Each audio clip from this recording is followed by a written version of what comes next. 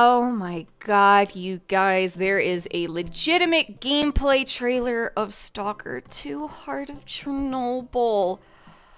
Be still, my beating heart. This shirt, look at this face. This face explains it all. I feel it. I feel the bliss. Take me into the zone.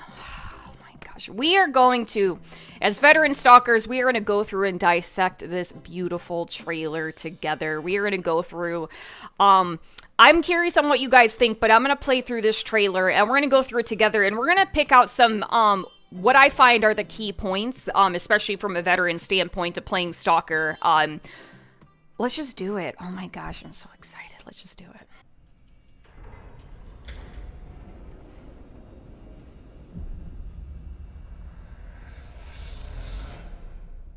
I was attacked while on a job. I got hit in the head, and when I woke up, I was in almost nothing but my birthday. Okay, I'm sorry that the first thing I have to point out, besides the fact that the intro gives me Ladywood, this is 100%, like, the first thing I think of is... This is the plot. This is Mark Wahlberg. He's in the zone. He's got to get out of the zone, and he's got to get his ass back to New York or Boston. He's got to save the East Coast from terrorism. That is the first thing I think of when I hear this guy. 100% Mark Wahlberg, and he's got to get back to the East Coast to save something from terrorism. That is... I'm sorry. That's what I think of. I can't...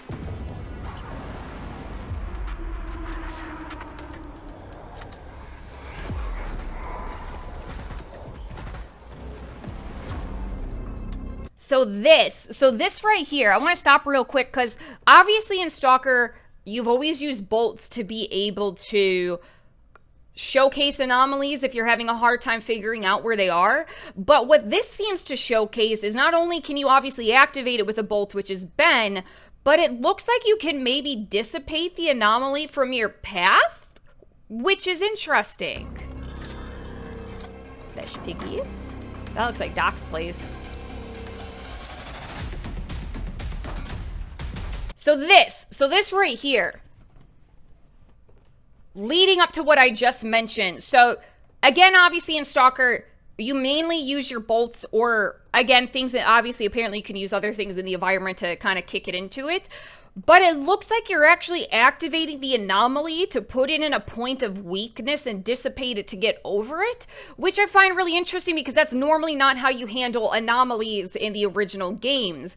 Now, obviously in the original games, there's points where, like, if you step into a whirligig or something like that where you can get caught in the anomaly, it will hurt you for a little bit, and then there is a point where it loosens its hold and it takes a little bit, but you can run out of it and you can still survive.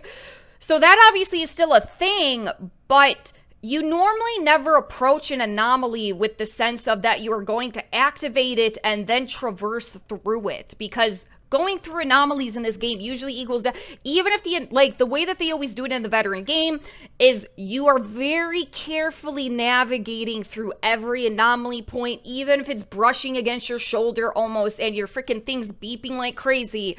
You're still not touching them. You are trying to go in between them. So that is real cool if they actually have it to where you have to time anomaly obstacles. I think that is real neat. This is very Metro, which is really cool. This is a cool thing that they had in Metro. That makes sense. Okay, gameplay is the next thing we got to talk about, because I know people are going to be upset with this, particularly here, right here, which is what I was thinking of.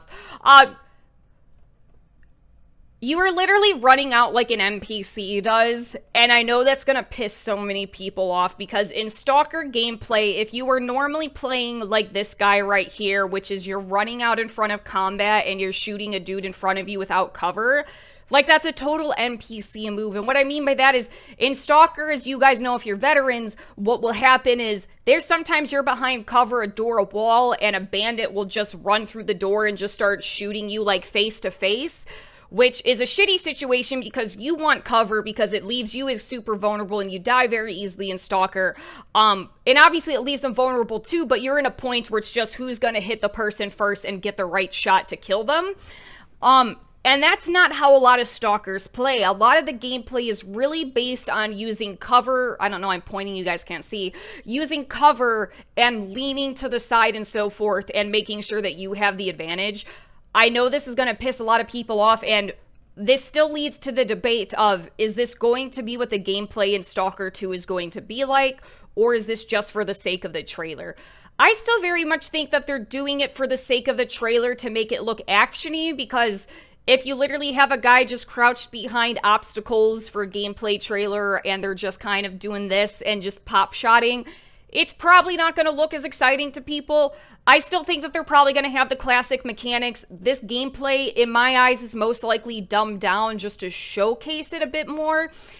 But let me know what you guys think. I know it's a legitimate concern in the Stalker community that they're going to dumb down the gameplay. And the first thing I'm sure any of us thought of when they saw this scene is, what the fuck are you doing? What a dumb thing to do. Let me know what you guys think. I think it's probably for the sake of trailer, but it did make me laugh because it is such an NPC Stalker move to just run out and fight face to face like that. I was getting aggravated in my current Anomaly playthrough because I had some moments where I'm hiding behind cover to preserve myself, and a bandit runs out, and now I'm in a firefight where I have to use my bandages and my precious medkits because this fucker just won't let us hide behind cover and shoot each other. He, for some reason, just wants mano a mano. Anyway. He obviously won that fight. Good on him, but he's fucking injured. He's wasting good supplies. Here's your bolt. Where the hell would I need a bolt? Another thing I want to point out, one of the main comments I'm seeing about this trailer is the "why the hell do I need a bolt?" which is such a fun line. And not to kind of swing a veteran EPing around, but to be fair, I'm sure a lot of you guys are probably the same, but when you've played Stalker well enough, you get really good at eyeballing the anomalies. I played Gamma for 6 hours yesterday. I think I only died to anomalies twice, and I didn't use a single bolt. I pretty much navigated through sight, which again, as long as you have the time to do it, it's not so difficult to do. It might be different in the new one, where you might really need the bolts to see them, but you can go by eye. It's just not so easy, but it's my preferred method because I'm kind of too lazy to pull up my bolts most of the time unless you really need them. Take a look around. Crap. Flush pig.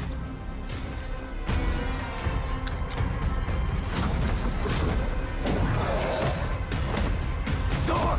Oh my god, that's Open the door! I've got nowhere to go back to, Herman. Boston. Over and out. The East Coast. Okay.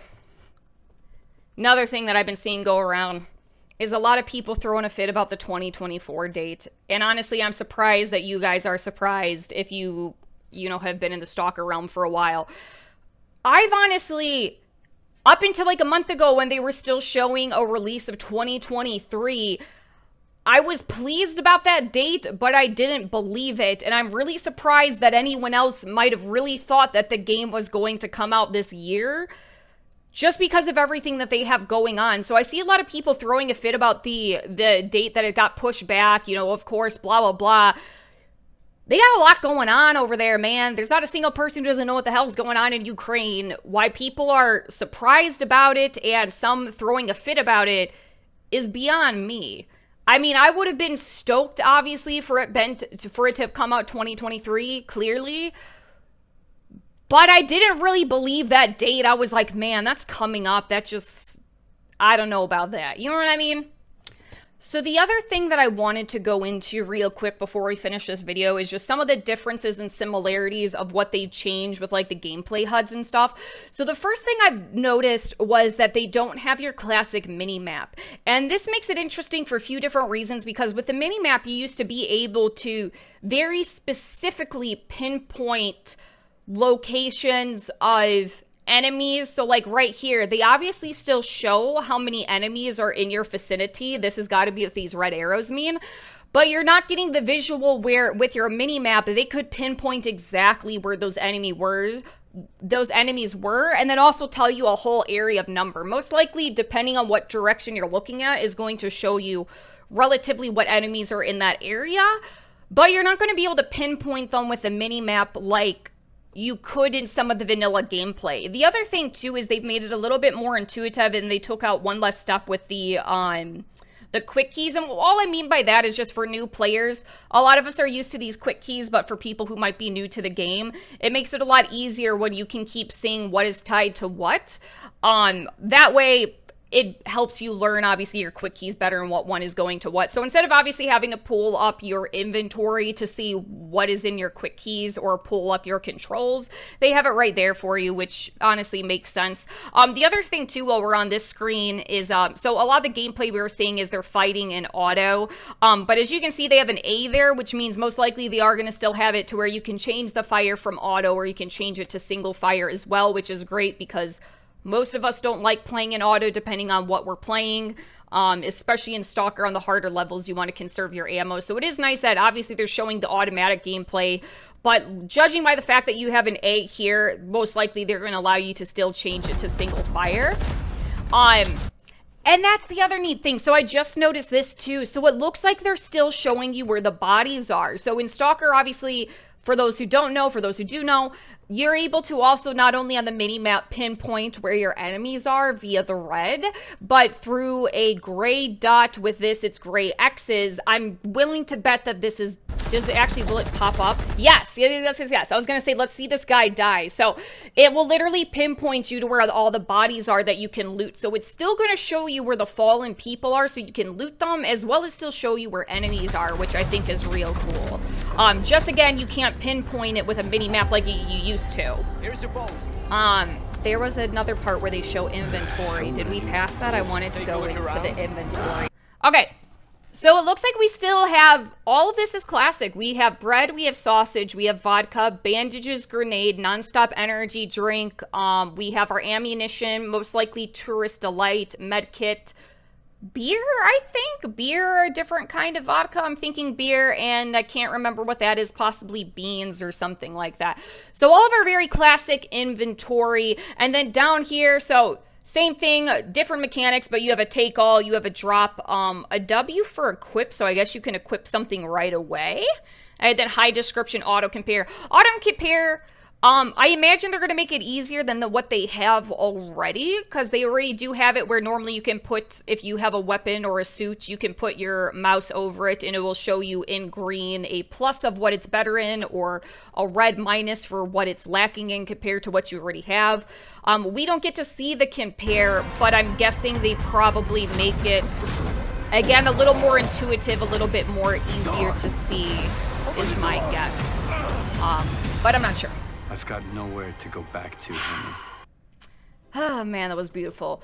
Let me know what your thoughts are when you saw that trailer. What were the things that struck you the most? What are your guys' concerns too? I know with Stalkers there's obviously a lot of concerns. I tried to address them obviously in this video. But is there anything that you guys noticed that I didn't notice? What details really struck you? What are you most excited about? What are you most concerned about? I'm going to already call it and say gameplay is the thing that most people are going to be most concerned about, especially how they were showing it. But you guys let me know. What are your thoughts on this trailer? Man, I am so excited. I can't tell you guys how jealous I am of people who live in Germany and get to go in GameCom and demo the game. Like, all I want is GSC to notice me and love me like I love them. Is that so much to ask? I just notice me, senpai. All right, you guys. Let me know what your thoughts are on that video, and I will see you guys in the next one. Bye! Look at what I can do with my shirt. Do you see his face? It looks like he's, like, super happy and then shy. Or actually, it's kind of like he's giggling.